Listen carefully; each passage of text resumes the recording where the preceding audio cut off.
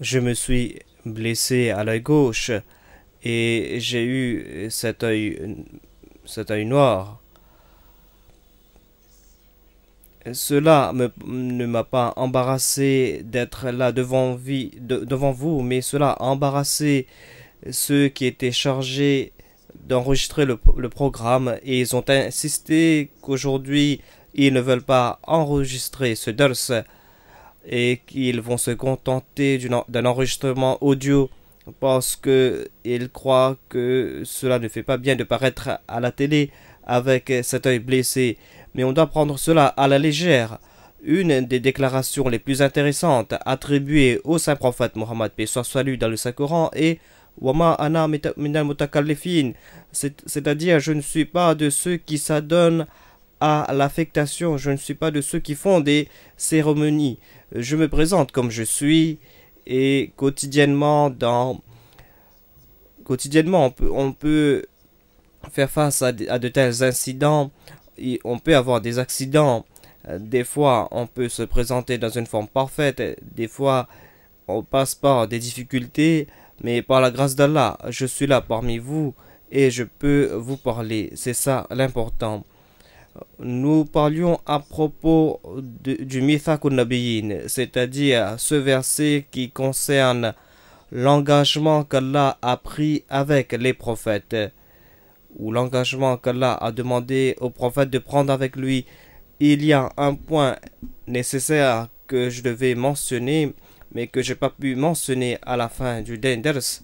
J'ai déclaré que le point essentiel dans cet engagement est que si une personne se pose comme prophète et si cette personne est d'accord avec le livre qui a été révélé avant lui et qu'il n'est pas en désaccord avec les enseignements fondamentaux envoyés avant lui et qu'il soutient ces prophètes du passé et qu'il ne s'oppose pas à eux, non seulement qu'il accepte les prophètes à son époque, mais il accepte tous les prophètes qui ont été envoyés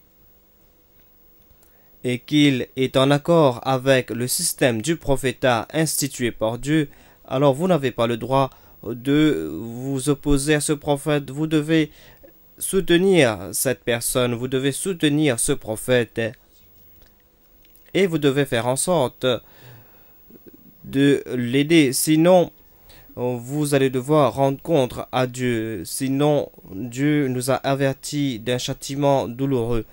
Mais que dire de ceux qui ont fait des fausses déclarations et de ces imposteurs?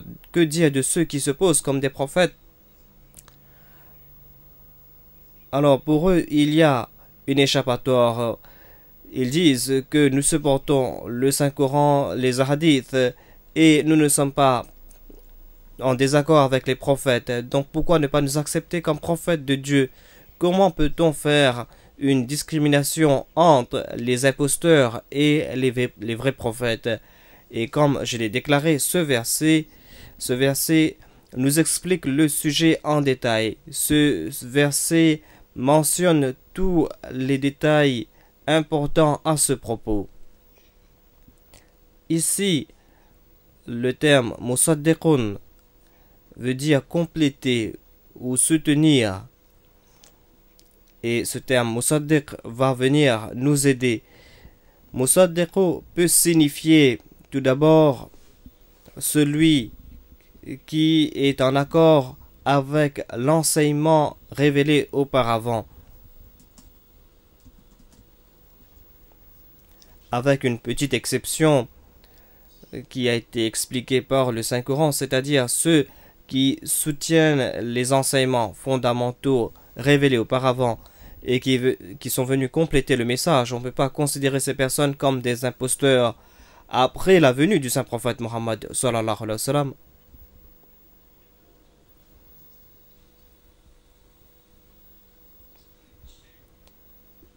Malgré le fait que d'autres prophètes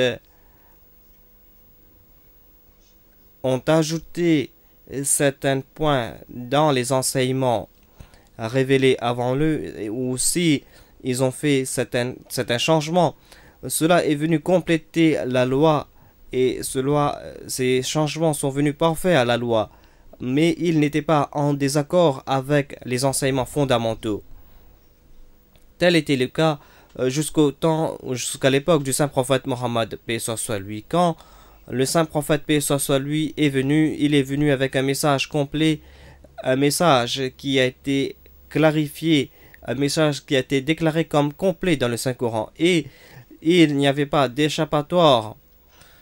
Maintenant, personne ne peut venir après pour dire que je suis d'accord avec les enseignements fondamentaux, mais je veux ajouter quelque chose ou je veux retirer quelque chose.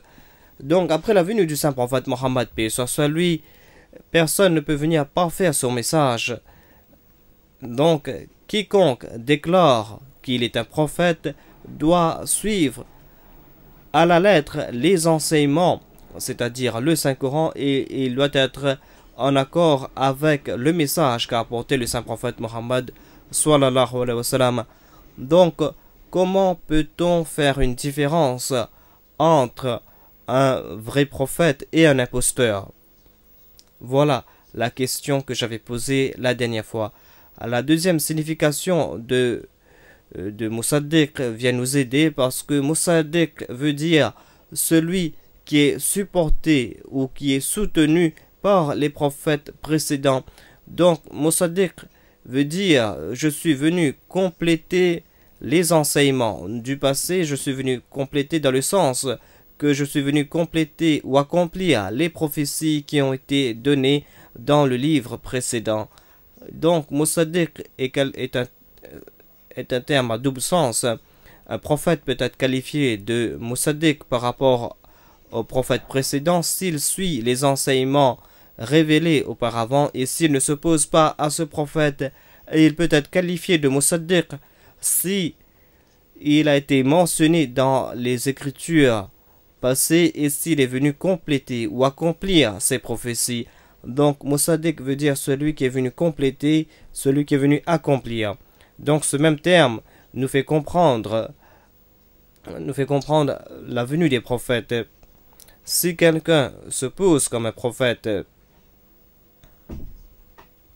à condition qu'il est en accord avec les enseignements du passé et à condition qu'il a été mentionné dans les écritures passées et qu'il peut prouver qu'il est venu compléter ou qu'il est venu accomplir ces prophéties qui ont été faites auparavant, cela nous fait comprendre la situation.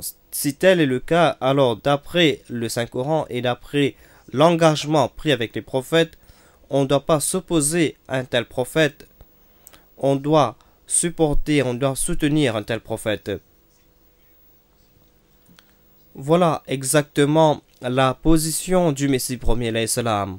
Quand il déclare qu'il est un prophète subordonné au saint prophète Mohammed, paix soit lui, il est en accord parfait avec le Saint-Coran et il soutient tous les enseignements du Saint-Coran et il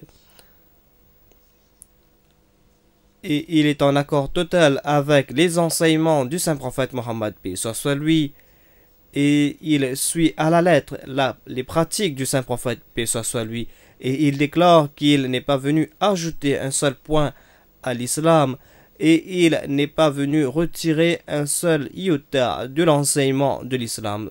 L'islam est un message complet, sa mission à lui est d'accomplir les prophéties qui ont été faites auparavant par le saint prophète Mohammed, paix soit lui, c'est-à-dire que dans les derniers temps, quand les gens vont s'égarer et quand on va plus suivre les enseignements du Saint-Coran et quand les musulmans vont se corrompre, quand le monde musulman sera divisé en 72 sectes et quand tous mériteront l'enfer, à l'exception d'une 73e communauté qui sera une communauté, ce seront ces personnes qui vont me suivre, c'est-à-dire vont suivre le saint prophète, paix soit lui, et ces personnes vont suivre mon comportement à moi, ma sunna à moi et la sunna de mes compagnons. Voilà ce que le Messie premier l'Islam a déclaré, et cela est en accord avec l'engagement pris avec les prophètes La déclaration du Messie premier salam couvre tous les sens du terme Mosaddiq. Donc, au lieu de s'opposer à lui, les suivants du saint prophète, paix soit sur lui, auraient dû le supporter parce que cet engagement qui a été pris avec le saint prophète, paix soit sur lui, mentionne Waminka, c'est-à-dire nous avons pris cet engagement avec les autres prophètes et avec toi aussi. Cela signifie que quelqu'un allait venir de la part d'Allah dans le futur, sinon Allah n'aurait pas pris cet engagement avec le saint prophète Mohammed sallallahu alayhi wa sallam. Pourquoi est-ce qu'Allah aurait pris un engagement avec le saint prophète si cela n'allait pas s'appliquer dans le futur? Donc, avec cette déclaration, je termine mon commentaire à propos de cet engagement et je me tourne vers le sujet qu'on discutait auparavant. Donc, nous étions en train de parler à propos de la nature des faveurs divines comme mentionné dans la sourate Fatiha, mentionné dans le verset Surat al-Ladhina anamta alayhim, qui sont les personnes qui ont été choisies par Dieu, qui sont les meilleurs parmi ces personnes, c'est-à-dire qui sont ces prophètes et qui sont les autres personnes qui ont été choisies par Dieu. Si je m'appesantis sur tous les aspects des personnes choisies, des prophètes jusqu'aux Salihin, ce sera une discussion très longue. Donc, si le temps nous permet, je vais en parler, mais je veux tout d'abord résoudre un tout petit problème qu'on trouve dans la sourate Fatiha. Par exemple, la sourate Fatiha nous enseigne: guide-nous sur le droit chemin, le chemin de ceux qui ont été choisis par toi. Donc, pourquoi cette même voie doit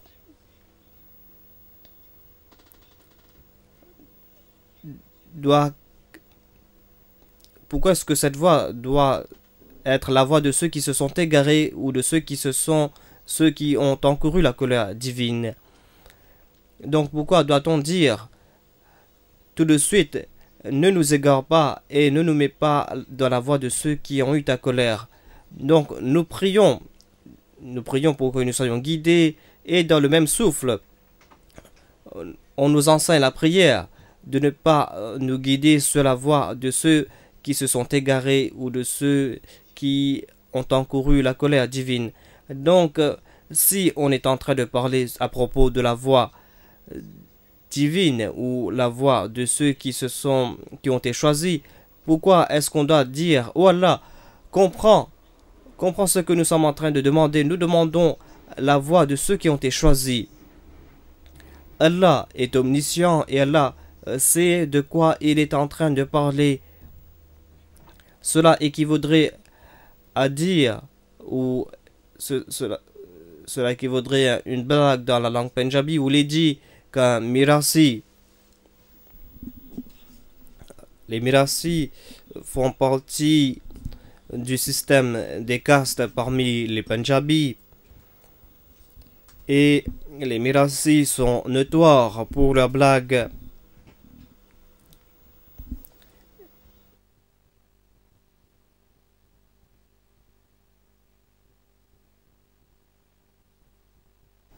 Et quand ils font des blagues, ils ne font pas de différence.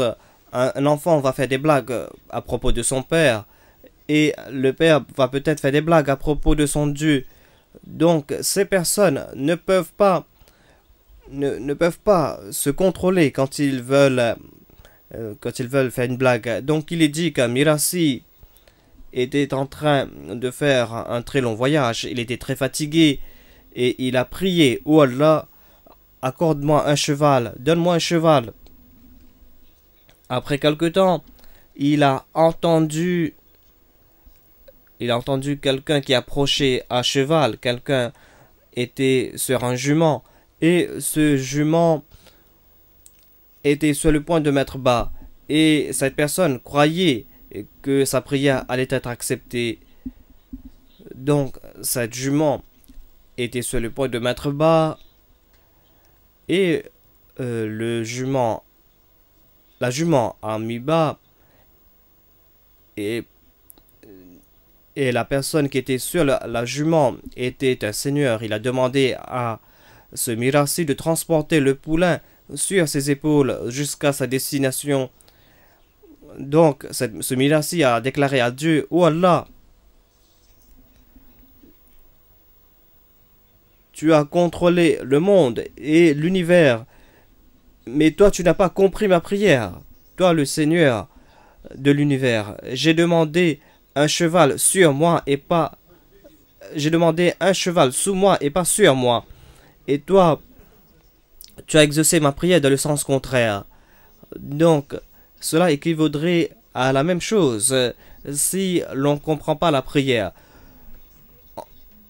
La personne qui vient prier: « Oh Allah, guide-nous dans le droit chemin. » Et pourquoi est-ce qu'il doit y avoir de confusion avec la voie des égarés? Pourquoi est-ce qu'on doit souligner l'importance de la voie de ceux qui ont été guidés et non pas la voie de ceux qui ont encouru la colère ou de ceux qui se sont égarés?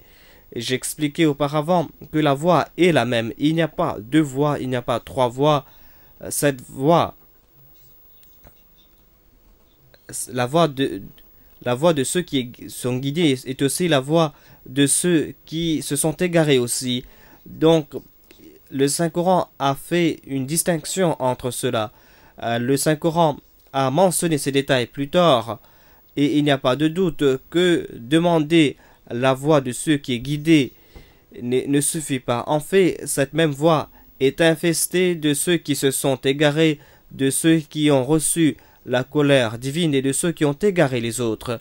Donc, le verset le plus important à propos de ce sujet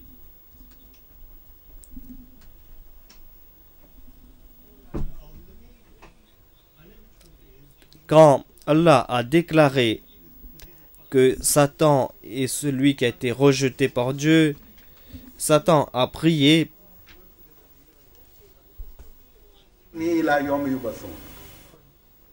accorde-moi, oh Allah, accorde-moi du répit jusqu'au jour de la résurrection. Et Allah a déclaré: tu es de ceux à qui un répit est accordé. Donc, pourquoi est-ce que Satan a demandé un répit? Regardez Satan, regardez à quel point il est rusé. Il a choisi le droit chemin, ce droit chemin qui mène les gens vers Dieu. Il a déclaré: accorde-moi la permission de m'asseoir sur ce droit chemin. Je veux être sur le même chemin, ce chemin qui sera utilisé par ceux qui vont se diriger vers toi. قال فبما أغويتني لأقعدن لهم صراطك المستقيم ثم لآتينهم من بين أيديهم ومن خلفهم وعن أيمانهم وعن شمائلهم ولا تجد أكثرهم شاكرين. Satan déclare: eh bien, puisque tu m'as déclaré perdu, je me tiendrai assurément à l'affût pour les surprendre sur ton droit chemin. Donc, ce n'est pas le chemin ou la voie de ceux qui ont été guidés tout simplement, mais ce chemin est utilisé par ceux qui ont égaré les autres. Ce sont des personnes qui sciemment égarent les autres, et ce sont des personnes qui sont à l'affût et afin qu'ils puissent égarer les autres. Donc, ces personnes se trouvent sur la même voie. Au nom de la religion, vous allez voir beaucoup de voies qui déclarent être les voies qui mènent à Dieu. Donc, ces mêmes voies seront sur la voie de Dieu. Il n'y aura pas d'autres voies, et ces voies vont mener tous dans la même direction. Et il y aura beaucoup de confusion. Ceux qui vont marcher sur ce droit chemin ne pourront pas distinguer la vérité du mensonge, parce que Satan déclare: alors assurément je fonderai sur eux de devant eux et de derrière eux de leur droite et de leur gauche, et tu ne trouveras pas la plupart d'entre eux reconnaissants. قال اخرج منها مذءوما مدحورا لمن تبعك منهم لأملأن جهنم منكم أجمعين. Dieu déclara, va-t'en d'ici, méprisé et banni. Quant à ceux qui te suivront, je remplirai assurément l'enfer de vous tous.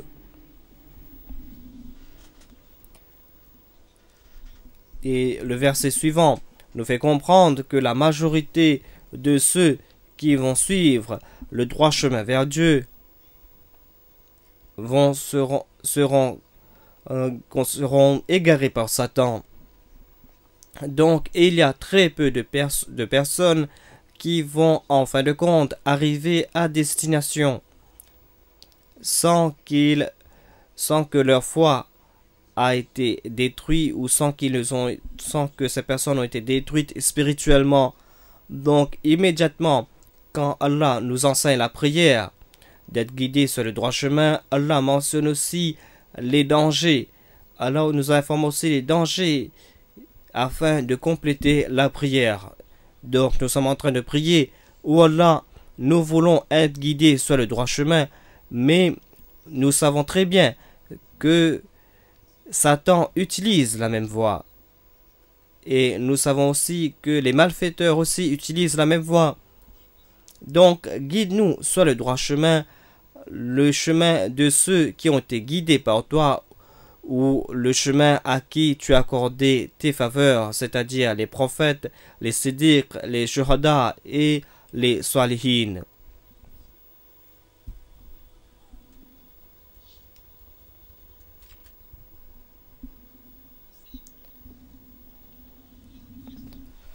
Puisque Satan et les autres malfaiteurs utilisent la même voie, nous allons repeindre le tableau de la venue d'un prophète. Comment est-ce que Satan complète sa promesse par rapport à la promesse de Dieu, et comment Satan complète sa promesse par rapport à l'engagement des prophètes. Le Saint-Coran mentionne ces points en détail et je vais attirer votre attention maintenant à ce propos.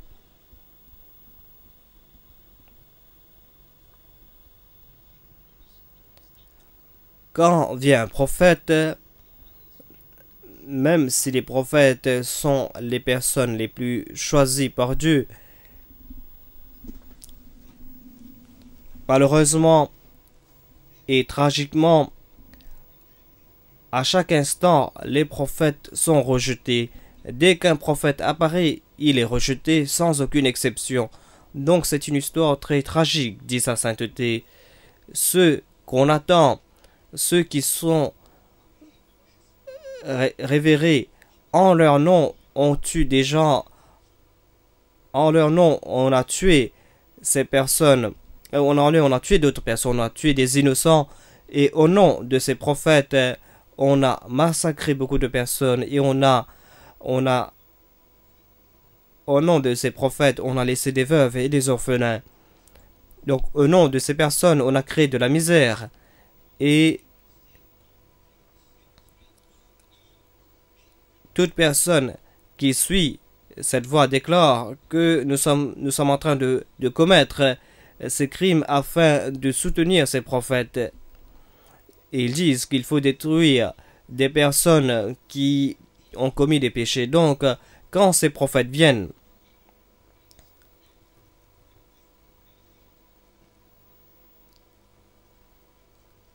ils ne reçoivent pas de bienvenue.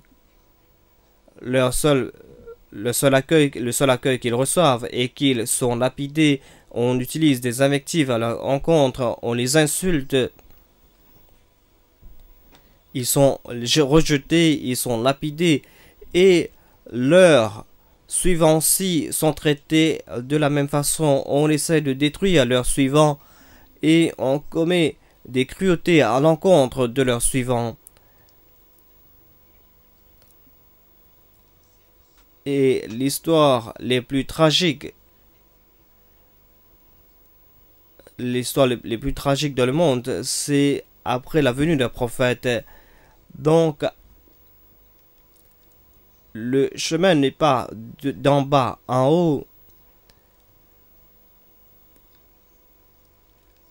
Ceux qui marchent sur cette voie ne sont pas créés d'en bas jusqu'en haut. C'est le contraire qui se passe. Donc, quand vient un prophète sur et qui suit ce droit chemin, un prophète qui est en train de suivre les directives de Dieu, ce prophète est tout seul et personne parmi les êtres humains le supporte, et toute l'humanité à qui il vient s'adresser se retourne contre lui. Donc, dans le même processus, on génère des siddiqines. Ce sont les prophètes qui génèrent ces siddiqines. Ceux qui viennent en premier les aider, ce sont eux les siddiqs. Ceux qui, dans toute la huée, sont sortis de la huée pour venir les supporter. On entend ces voix. On entend ces voix comme la voix d'Abu Bakr, d'Ali, et qui déclare qu'il est dans la vérité. Donc faites ce que vous voulez, mais nous allons soutenir cette personne.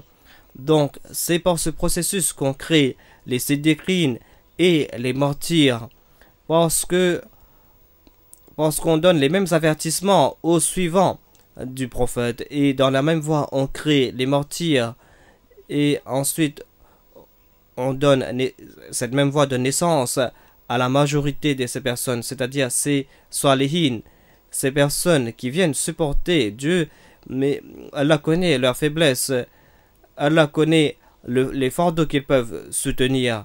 Donc Allah a donné cette directive, la yukallifullahu nafsan illa wusaha, laha ma kasabat wa alayha ma iktasabat. Allah connaît mieux d'entre vous ceux qui peuvent supporter le fardeau, et Allah ne va pas placer un fardeau que vous ne pouvez pas soutenir. Donc, il y a ces personnes, ces salihin, qui sont créés, et ces salihin ne sont pas tourmentés aussi durement que ceux qui sont dans les trois premiers groupes.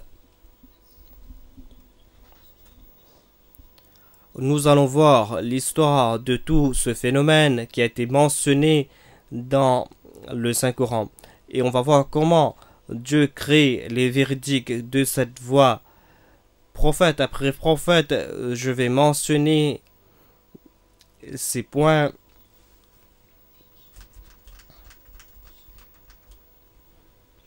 Et dans tous les récits qui ont été mentionnés dans le Saint-Coran, vous allez voir un point intéressant, c'est-à-dire la même chose ne se répète pas exactement. Il y a cette opposition extrême, il y a cette opposition véhémente contre les prophètes. Voilà le trait commun, mais les attitudes étaient différentes et les prétextes étaient différents. Ces prétextes étaient de même nature à la base, mais à chaque fois, on voit des choses nouvelles. À chaque fois, nous allons voir de nouveaux traits afin que nous puissions comprendre le tout jusqu'à ce que nous arrivions à l'époque du saint prophète Mohammed sallallahu alayhi wa sallam. Il y a par exemple l'histoire d'Adam, et vous connaissez déjà l'histoire d'Adam, j'en ai fait mention en passant par avec l'histoire de Satan. Maintenant, je me tourne vers l'histoire de Noé. Par respect, nous disons Hadrat Nour. Et certains occidentaux déclarent qu'on ne comprend pas le terme Hadrat, déclarent seulement Noé, Mohammed, Moïse. Mais nous avons été entraînés à respecter ces personnes. Et il nous est impossible pour nous de mentionner leur nom sans démontrant notre respect pour ces personnes. Donc, je vais toujours utiliser le terme Hadrat ou d'autres titres.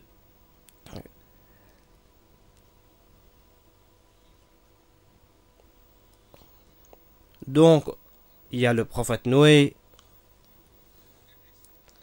et il a déclaré إن كنت على بينة من ربي وآتاني رحمة من عنده فأميت عليكم أن نلزمكموها وأنتم لها كارهون.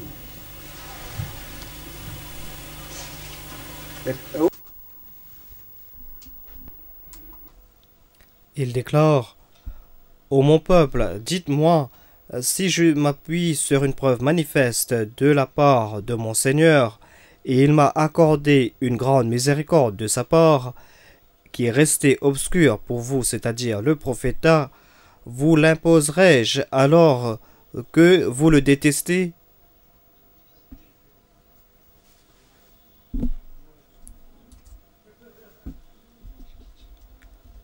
C'est l'attitude le plus importante des prophètes par rapport à l'humanité.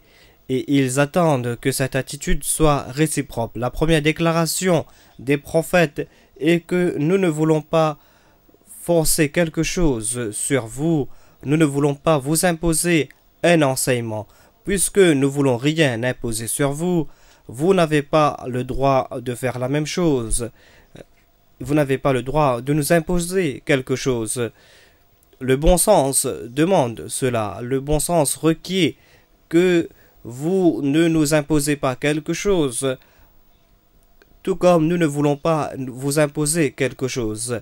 Si quelqu'un est venu avec un nouveau message, avec un nouvel enseignement, et que cette personne n'utilise pas la force et qu'il ne veut pas imposer son message par la force, les gens à qui il s'adresse n'ont pas le droit de le poser avec la force, parce que il n'y a pas de question de force ici. Il n'a pas utilisé la force pour répandre son message. Donc, c'est un message très intéressant par rapport aux prophètes. Ceux qui ont abandonné ce message ne sont pas de ceux qui sont sur le droit chemin, sur ceux qui ont eu les faveurs divines. La voie ou le droit chemin a été déterminé par le Saint-Coran. Et le premier message que l'on reçoit ici est que les prophètes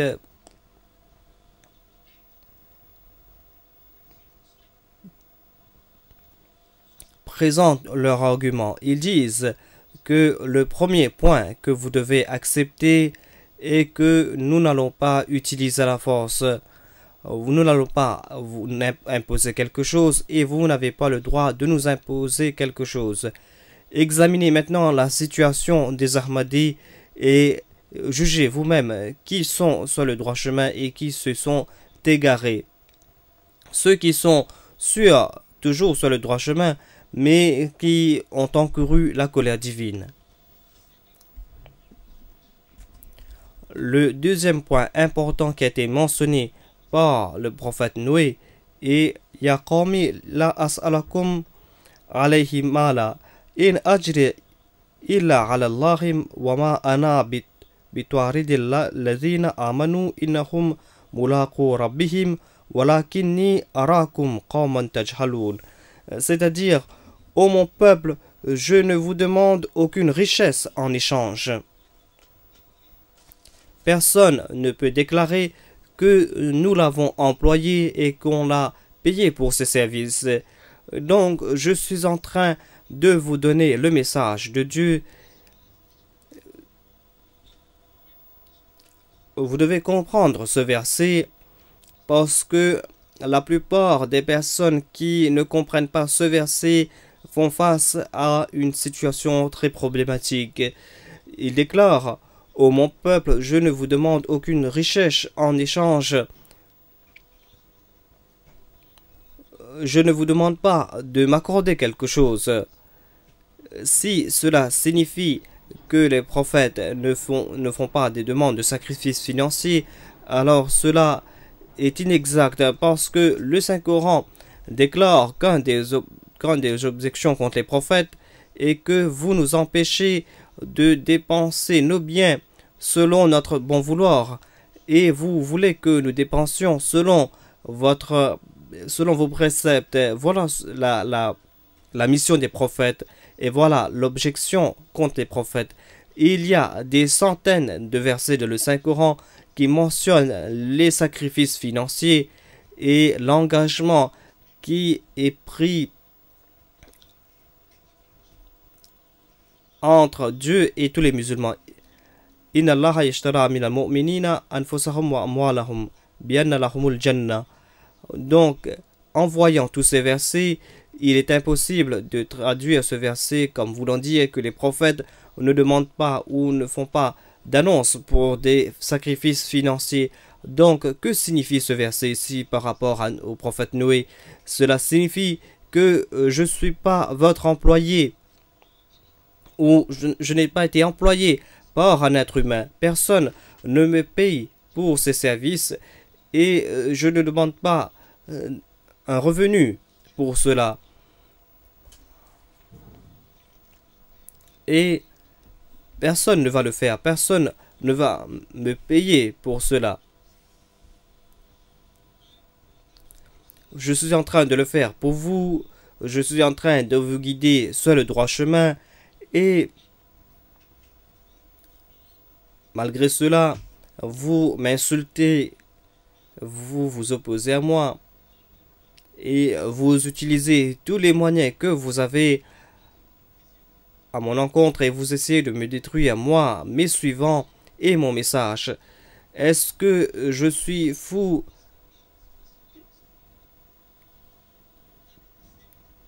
Voilà la deuxième logique qui a été présentée. Et voilà la deuxième règle qui a été présentée ici. Le troisième point est mentionné.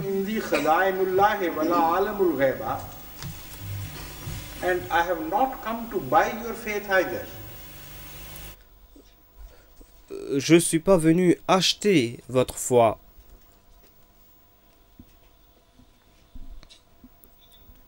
Je ne suis pas venu acheter votre foi. Je n'ai pas été employé par quelqu'un parmi vous ou je ne vais pas utiliser les moyens que j'ai afin d'acheter votre foi, afin que vous me suivez. Je ne vais pas vous donner un seul sou afin que vous changiez de croyance. Je ne vais pas imposer mes croyances. Donc, ces trois traits fondamentaux ont été mentionnés dans le premier débat, et ce débat qui concerne le prophète Noé et son peuple. Ce sont des traits très importants parce que ce sont des points universels. Ces points s'appliquent à tous les vrais prophètes. Tous ceux qui ont été choisis par Dieu. Et ces trois points sont devenus des pierres de touche pour tester la vérité. On peut employer ces points aujourd'hui aussi afin de comprendre la véracité du Messie premier l'Islam. On peut utiliser ce point concernant les débats entre les Ahmadis et les non-Ahmadis et vous serez surpris de constater que ce débat est toujours aussi valable aujourd'hui tout comme il était au temps du prophète Noé.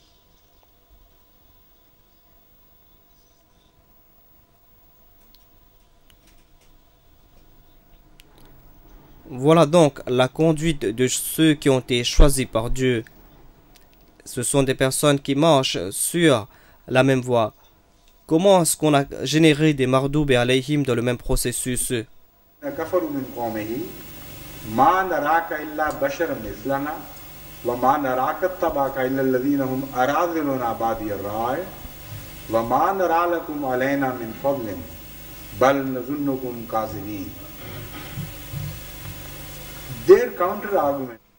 Leur argument était: ô Noé, c'est-à-dire les chefs de son peuple qui ne croyaient pas en lui, ont répondu: nous ne voyons en toi rien de plus qu'un homme comme nous. Nous ne voyons pas en toi des qualités surnaturelles. Tu es un homme ordinaire, tu es un être humain ordinaire.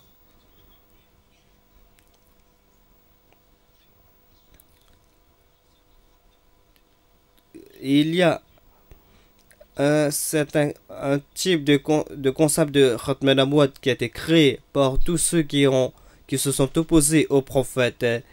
Ils le font de façon différente. Ils les font des fois furtivement, secrètement, et des fois ils le font ouvertement. Donc voilà comment est-ce qu'ils arrêtent la venue des prophètes. Voilà comment est-ce qu'ils créent des prétextes afin de rejeter un prophète. Après le décès d'un prophète, ils commencent à tisser des mythes autour du prophète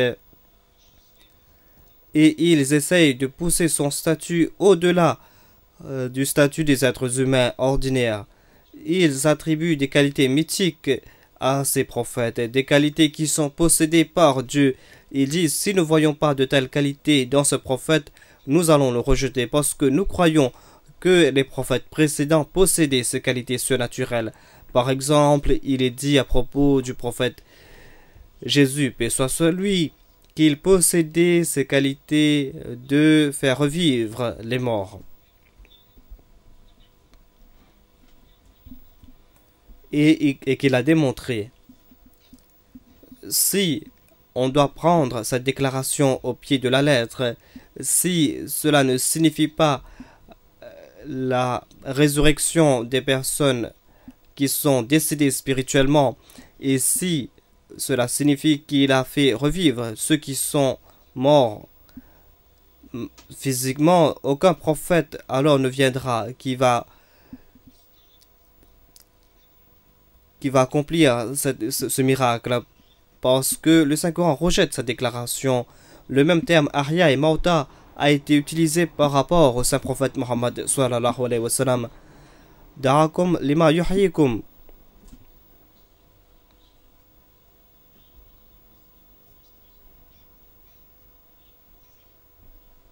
Idha da'akum lima yuhyikum. Oh Arabe, acceptez l'appel de ce prophète quand il vous a appelé vers lui, lima yuhyikum, afin qu'il puisse vous faire revivre. Le même terme a été utilisé pour le saint prophète Mohammed sallallahu alayhi wa sallam, et les musulmans n'ont pas un seul incident à offrir où il est dit que le saint prophète Mohammed, paix soit sur lui, a fait revivre quelqu'un qui était décédé physiquement et qu'il les a redonné la vie et qu'il les a ramenés à la vie. Mais nous savons très bien que des milliers de personnes sont sortis d'entre les morts spirituels. C'était des personnes qui étaient décédées spirituellement et le saint prophète les a fait revivre. Donc, en comprenant ce point, on peut savoir qu'un prophète peut venir. Un prophète va venir pour faire revivre ces personnes qui sont décédées spirituellement. Mais aucun prophète ne va venir afin de faire revivre des morts. Cela est impossible. Cela n'est qu'un mythe. Et c'est comme cela que les gens créent des entraves pour que les gens rejettent les vrais prophètes. Donc, les gens à l'époque de Noé ont utilisé les mêmes entraves et ils ont présenté la même objection contre Noé. Ils ont déclaré: nous te considérons comme une personne ordinaire.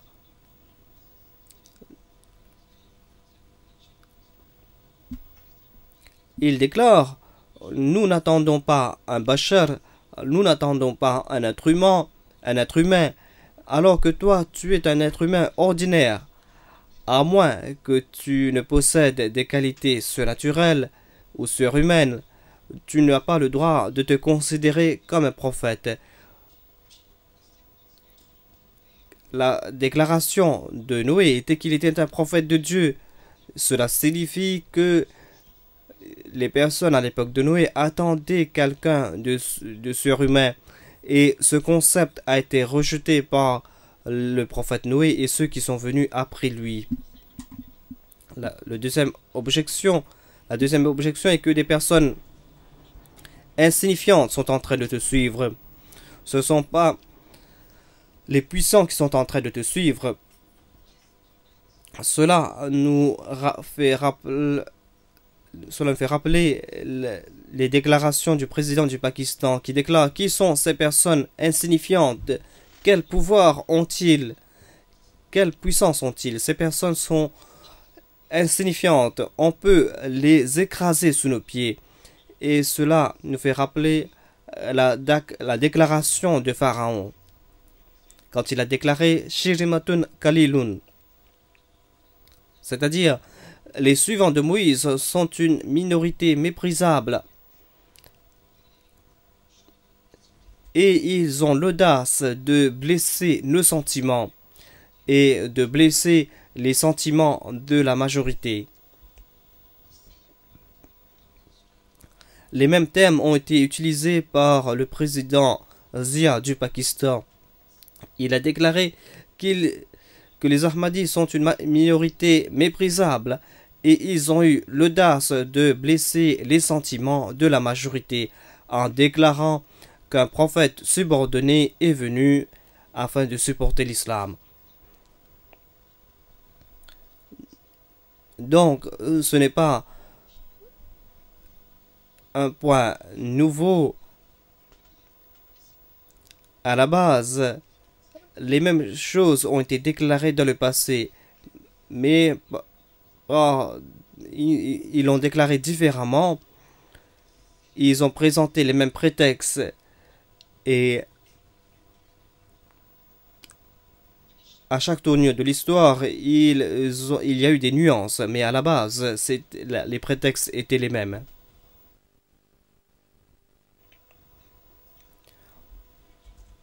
Ensuite, ils se sont moqués des prophètes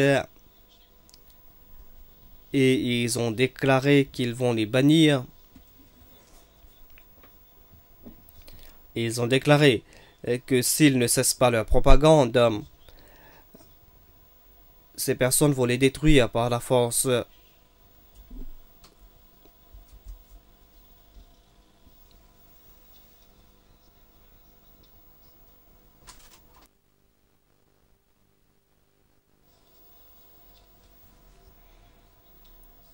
Donc, sa sainteté est en train de demander à propos d'un verset qui concerne le prophète Noé.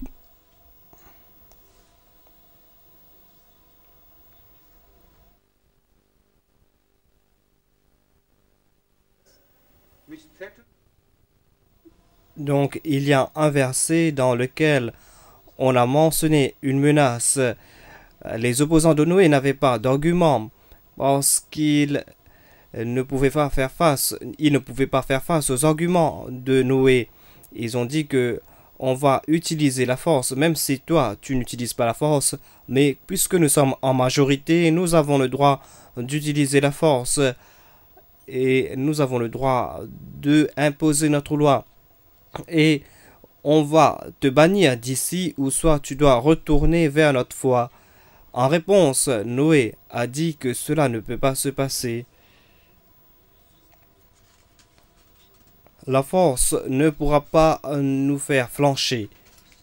Il est impossible que la force puisse nous forcer parce que la force est une arme inadéquate.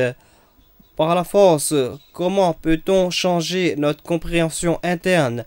Comment peut-on changer nos sentiments par la force? La force qui a été utilisée contre une personne malveillante va le faire réagir négativement davantage. Il va réagir contre la doctrine qui lui est imposée. Il n'arrive pas à comprendre cette doctrine. Donc, voilà l'argument qui a été utilisé par Noé. Et en fin de compte, ils ont déclaré qu'on va utiliser la force parce que c'est le dernier recours. Donc, faites ce que vous avez à faire. Apporte-nous la colère divine. Il a dit, d'accord, la colère viendra. Si c'est cela que vous voulez, la colère certainement vous tombera dessus. Allah déclare. وَيَصْنَعُ الْفُلْكَ وَكُلَّمَا مَرَّ عَلَيْهِ مَلَأٌ مِّن قَوْمِهِ سَخِرُوا مِنْهُ قال إن تسخروا منا فإنا نسخر منكم كما تسخرون فسوف تعلمون من يأتيه عذاب يخزيه ويحل عليه عذاب مقيم. And before that, two verses before that, it is said, وَأُوحِيَ إِلَى نُوحٍ أَنَّهُ لَنْ يُؤْمِنَ مِنْ قَوْمِكَ إِلَّا مَنْ قَدْ آمَنَ فَلَا تَبْتَئِسْ بِمَا كَانُوا يَفْعَلُونَ. And he was making the ark, and Et il commença à construire l'arche, et chaque fois que les chefs de son peuple passaient près de lui, il se moquait de lui. Il dit, si maintenant vous vous moquez de nous, si maintenant vous vous moquez de nous, le moment arrive quand nous nous moquerons de vous, tout comme vous vous moquez de nous maintenant.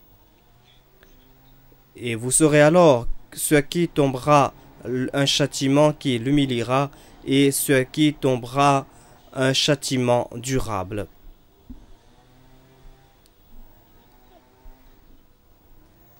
This is the verse I was referring to. قال يا نوح قد جادلتنا فأكثرت جدالنا فاتنا بما تعدنا إن كنت من الصادقين قال إنما يأتيكم به الله إن شاء وما آتاكم بمعجزين. Ultimately, en fin de compte, quand ils étaient à court d'arguments, le peuple de Noé a déclaré: nous allons utiliser la force, quelles que soient tes options à toi, nous allons utiliser la force, et la force que tu peux utiliser toi, c'est la force de ton Seigneur. Donc utilise cette force contre nous. Pourquoi est-ce que tu te retiens? Nous sommes résolus à utiliser la force. Toi aussi, tu déclares que tu peux utiliser une certaine puissance. Et d'après votre déclaration, c'est la force qui peut être démontrée par Allah. On peut utiliser notre force ici. Et si tu es sur le droit chemin, alors utilise cette force contre nous.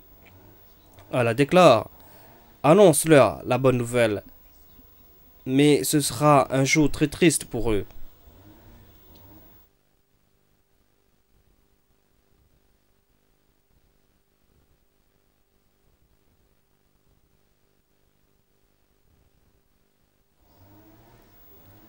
Ensuite vient dans le Saint-Coran l'histoire du prophète Abraham.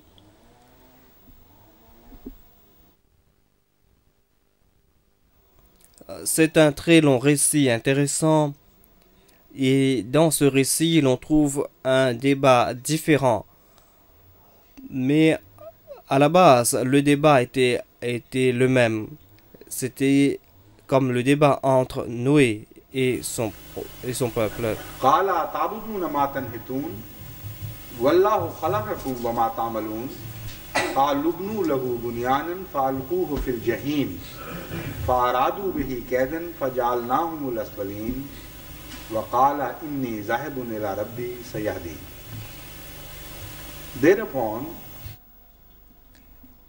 Les gens accoururent vers lui.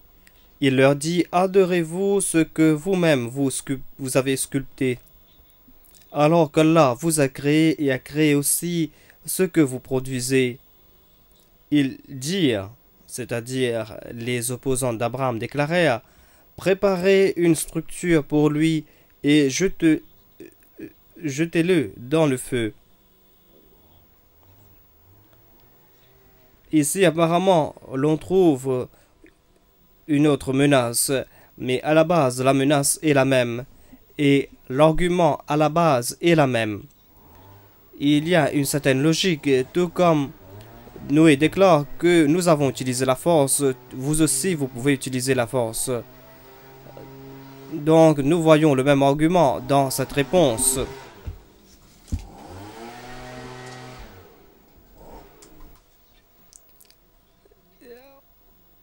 Les prophètes avaient l'habitude de les menacer par le feu de l'enfer. Le prophète a déclaré que si vous vous comportez de la sorte, si vous continuez à violer les lois divines et vous continuez à vous rebeller, l'enfer sera votre demeure. Donc, ils avaient ce droit donc de s'opposer à lui. Ils ont déclaré, c'est vrai que tu as un enfer pour toi, mais nous avons un enfer pour toi ici sur cette terre. On peut te créer l'enfer ici sur cette terre même. C'est un enfer que tu peux voir ici, que tu peux ressentir. C'est un enfer que nous pouvons créer. Abraham a déclaré, voilà, j'accepte votre message. C'est le dernier recours. Et les autres ont dit que apportez sur nous le cours divin et nous allons créer ici sur cette terre l'enfer. Ils ont déclaré, allumez un feu pour lui et jetez-le dans ce feu. به كيدا فجعلناهم الأسفلين. We frustrated their efforts. They failed to burn Abraham. Et ils montèrent un complot contre lui, mais nous les fîmes très humiliés.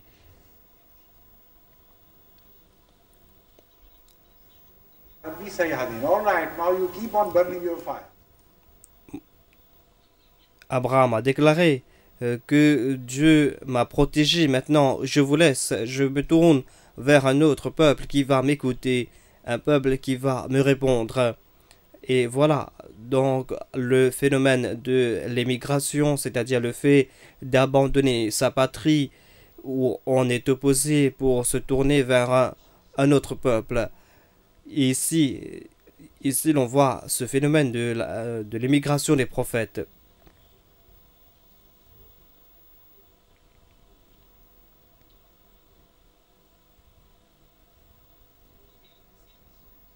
Le même incident est mentionné dans un autre verset du Saint-Coran où Allah déclare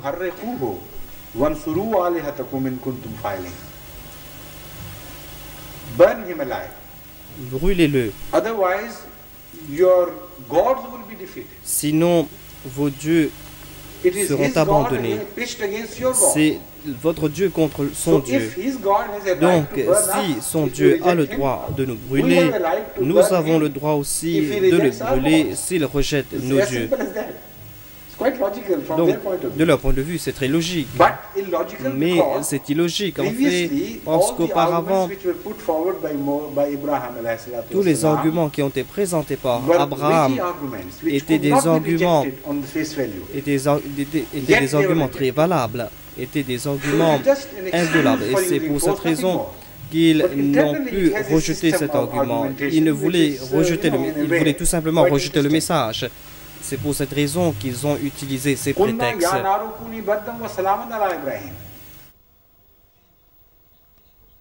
Ils croyaient que c'était que leur Dieu a eux contrôlé le feu, contrôlé les éléments.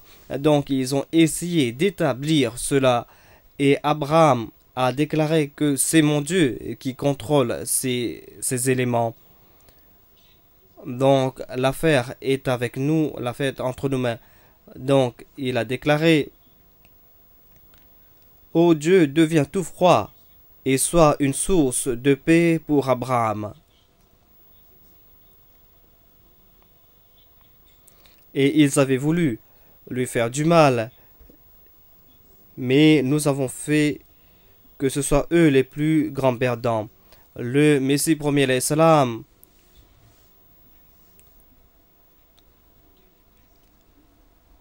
a utilisé les mêmes termes à propos de son peuple. Il a déclaré que je suis l'Abraham de votre époque.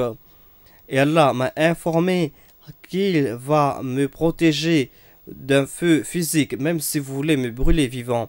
Donc si vous avez le pouvoir, faites-le.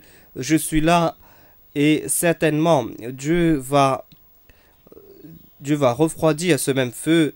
Dieu va refroidir ce feu, tout comme il avait refroidi le feu à l'époque du prophète Abraham. Et ils n'ont pas pu le faire. Dieu ne les a pas donné la permission de faire ou d'allumer ce feu. Mais cela a été prouvé plus tard. En fait,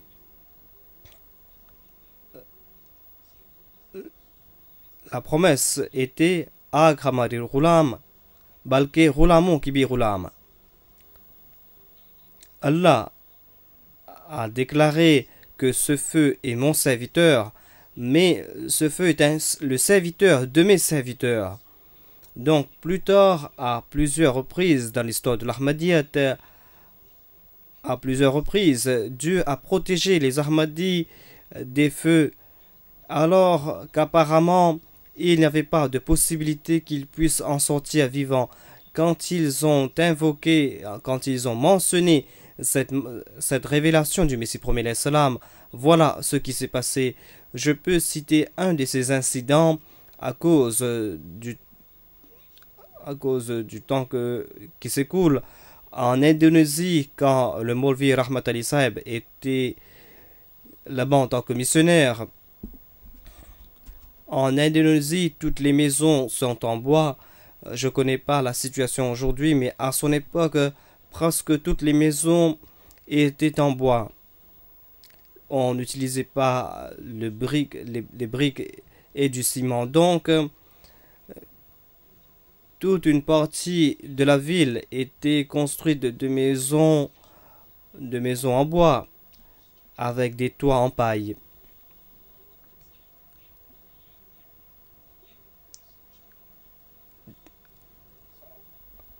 À la fin d'une bloc de maison se trouvait la maison de Maulvi Rahmat Ali Sahib, et le feu a commencé à brûler.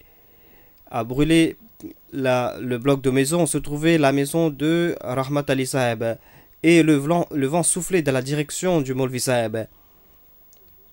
Donc le vent soufflait dans la direction de Maulvi Rahmat Ali Sahib et le feu se dirigeait vers sa maison. Donc toutes les maisons avant sa maison ont été brûlées complètement, et le feu était très violent parce que le vent était soufflé très fort. Donc ce feu allait presque brûler sa maison. Et là-bas on a vu quelque chose d'étrange. Les Ahmadis ont entouré sa maison en entendant parler de cet incident, et ils imploraient le Maulvi Rahmat Ali Sahib d'abandonner sa maison. Sinon il sera brûlé vivant par les flammes qui s'approchaient de sa maison. Ils ont déclaré que le vent souffle de votre direction et les flammes s'approchent de votre maison. Il a insisté, il a déclaré que Dieu a déclaré au Messie premier salam que le feu n'est pas seulement ton serviteur, mais il est le serviteur de tes serviteurs. Donc je vais vous prouver que je suis un vrai serviteur du Messie premier salam, et ce feu ne va pas me brûler. Donc le feu a brûlé la maison avant sa maison, et il y a eu une pluie diluvienne. Ce même vent transportait des nuages, et une pluie diluvienne tomba sur la maison de Rahmat Ali Sahib, et le feu s'est arrêté à la maison précédente. Donc ce n'était pas là un incident solitaire dans l'histoire de l'Ahmadiyyat.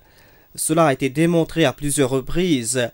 Même si vous ne pouvez pas forcer Dieu de mettre en application ces miracles, mais Allah choisit quand il veut démontrer ces miracles, et quand il montre ces miracles, tout le monde peut voir que ce sont des miracles, et nous voyons que ce ne sont pas là des incidents ordinaires, mais ce sont des miracles. Mais moi je vous invite pas à sauter directement dans le feu et dire que Dieu va vous sauver de ce feu parce que vous êtes le serviteur du Messie premier salam. Vous ne pouvez pas éprouver Dieu. Ce sera comme l'épreuve du prophète Jésus, quand Satan a déclaré que si tu es le serviteur de Dieu, alors saute de ce précipice. Il a déclaré non, toi tu es Satan. Allah, on ne peut pas éprouver Dieu, mais c'est Dieu qui éprouve l'homme. Donc quand Dieu veut éprouver l'homme et qu'il veut un miracle et qu'il veut montrer un miracle, il montre ce miracle, et personne ne peut confondre ce miracle avec des incidents ordinaires. Dans ce cas, l'on peut distinguer cet incident des autres incidents ordinaires. C'est quelque chose d'extraordinaire qui s'est passé. Donc, les incidents que j'ai mentionnés sont ces incidents extraordinaires par rapport au feu, où les Ahmadis ont été sauvés du feu. Et quand les gens ont vu cela, et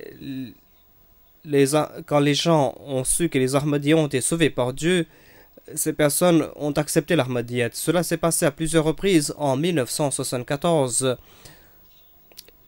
À cette époque, on a essayé de brûler les maisons des Ahmadis. On a essayé de brûler vivants ces Ahmadis dans leur maison.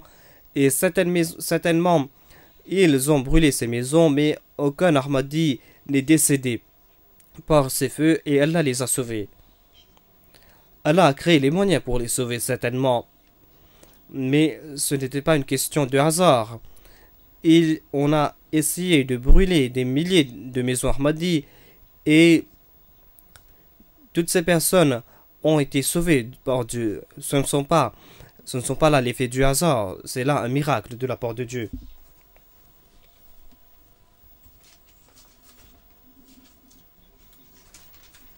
Ensuite, nous voyons l'histoire du prophète Lot.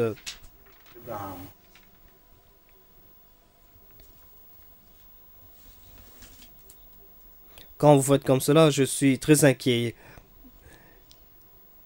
Donc, on a assez de temps. وَلُوطًا إِذْ قَالَ لِقَوْمِهِ أَتَأْتُونَ الْفَاحِشَةَ مَا سَبَقَكُم بِهَا مِنْ أَحَدٍ مِنَ الْعَالَمِينَ إِنَّكُمْ لَتَأْتُونَ الرِّجَالَ شَهْوَةً مِنْ دُونِ النِّسَاءِ بَلْ أَنْتُمْ قَوْمٌ مُسْرِفُونَ فَمَا كَانَ جَوَابَ قَوْمِهِ إِلَّا أَنْ قَالُوا أَخْرِجُوهُمْ مِنْ قَرْيَتِكُمْ إِنَّهُمْ أُنَاسٌ يَتَطَهَّرُونَ فَأَنْجَيْنَاهُ وَأَهْلَهُ إِلَّا امْرَأَتَهُ كانت من الغابرين وأمطرنا عليهم مطرا فانظر كيف كان عاقبة المجرمين. Et nous envoyâmes Lot lorsqu'il dit à son peuple: commettrez-vous une abomination telle que personne au monde n'a commis avant vous? Vous vous approchez des hommes avec lubricité au lieu des femmes.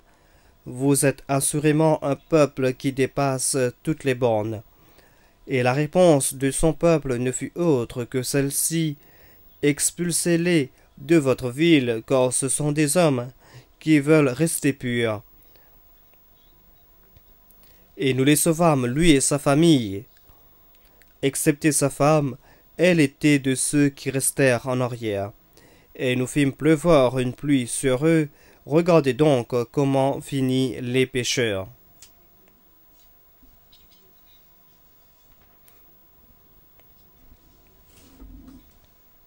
Donc, c'était une pluie de colère divine.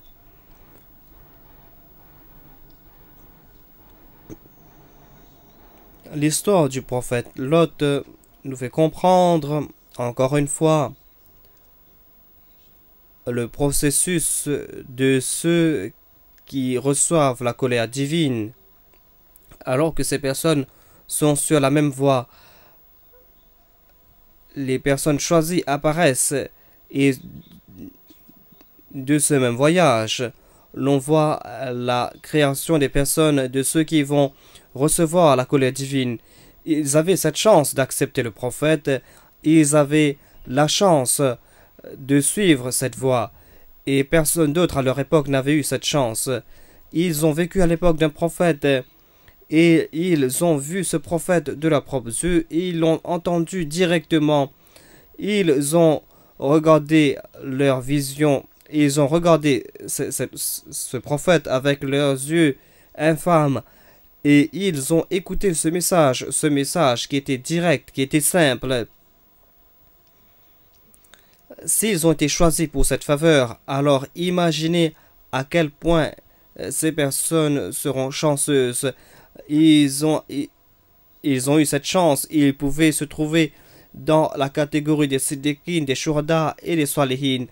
Mais sur cette même voie, nous voyons ces personnes qui reçoivent la colère divine, ces personnes qui malheureusement, en fin de compte, sont des détruites et ce sont des personnes qui sont complètement annihilées de la surface de la terre.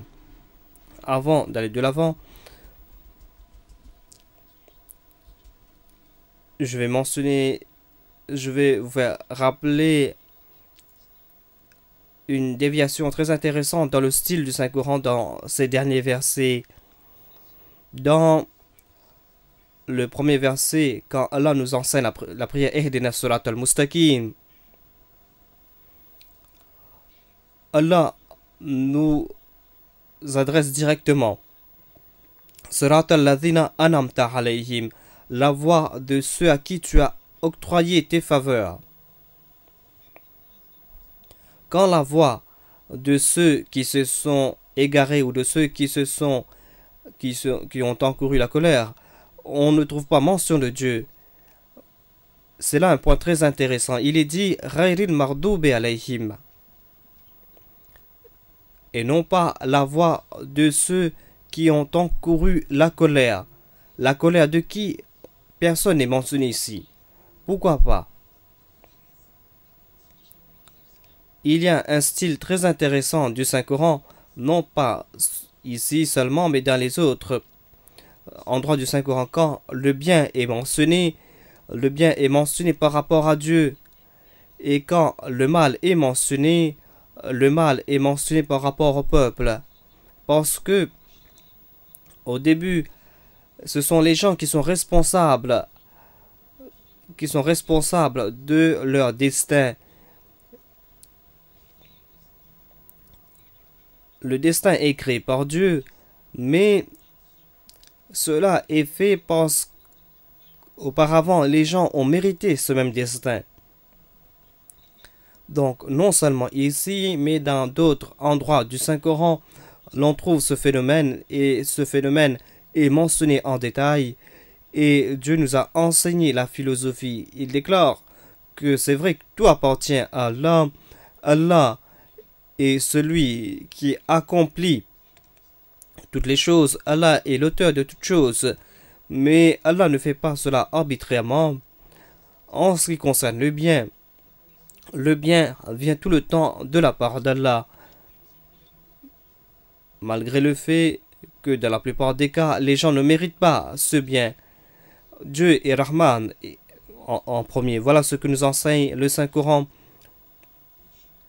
Un Dieu qui démontre ses faveurs envers nous avant même notre naissance. Il a créé des choses pour nous, des choses que nous aurons besoin dans le futur. Donc voilà l'application de l'attribut de Rahman. Tout ce qui est bien vient de la part d'Allah, et tout ce qui est bien se transforme en mal entre les mains de l'homme. Donc la colère divine n'a pas été mentionnée ici. La raison de ce style est parce que plus tard dans le Saint-Coran, Allah a mentionné que de telles personnes, des personnes qui encourent la colère divine, non pas tout simplement la colère de l'homme, de Dieu, mais ils reçoivent aussi la colère des gens. C'est tout l'univers qui est courroucé contre ces personnes. Tout l'univers qui a été créé par Dieu tourne ou se retourne contre ces personnes. Et en fin de compte, ces faveurs se tournent contre eux. C'est un signe de ceux qui se sont égarés malgré qu'apparemment ils étaient sur la bonne voie. Regardez la civilisation moderne. Tous les accomplissements de la civilisation moderne vont se retourner contre cette civilisation. On va utiliser tous ces moyens qu'on a créés, qu'on a générés pour la destruction de ce peuple. Cela s'est passé la première fois durant la Première Guerre mondiale, et cela s'est passé durant la Deuxième Guerre mondiale, et cela va se passer à une troisième reprise, mais à une plus grande échelle. On va utiliser ces mêmes instruments qu'ils ont créés afin de les punir eux-mêmes. C'est pour cette raison que la colère ne concerne pas Dieu tout simplement, mais ces personnes reçoivent aussi la colère des gens. Ils génèrent une société où l'homme haït l'homme et où l'homme ne peut rien créer de bon pour son prochain. Ces personnes deviennent complètement égoïstes. Donc, de telles sociétés ne sont pas des sociétés vivables et certainement la colère divine tombera sur cette société, mais ils recevront aussi la colère des gens.